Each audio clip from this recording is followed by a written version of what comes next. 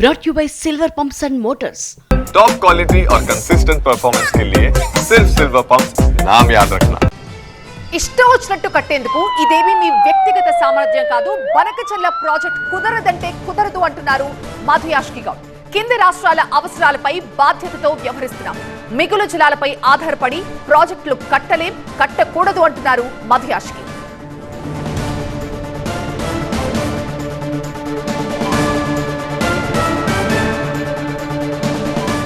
85% of more than 65% అంతా గోదావరి కృష్ణ జలాలు తెలంగాణ ప్రాంతం నుంచి పారుతున్నాయి.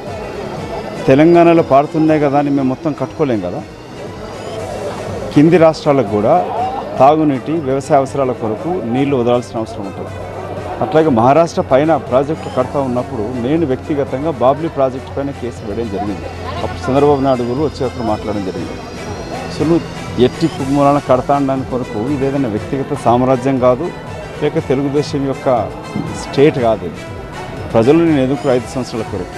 కాబట్టి చట్టాలకు ఆధారపడి కేంద్ర ప్రభుత్వ సిడబ్ల్యూసి గైడ్లైన్స్లో ఆధారపడి పర్మిషన్స్ తీసుకొని కట్టాలి. ఇప్పటిదాకా బనకచెరకు పర్మిషన్స్ లేవని కేంద్ర ప్రభుత్వమే చెప్తా ఉంది. సముద్రంలో వృధా కలిసే నీళ్ళను పట్టుకోవడానికి ఎవరికి అభ్యంతరం ఉండదు. కానీ సముద్రంలో వృధా కలిసే నీరు ప్రతి సంవత్సరం వస్తుందా?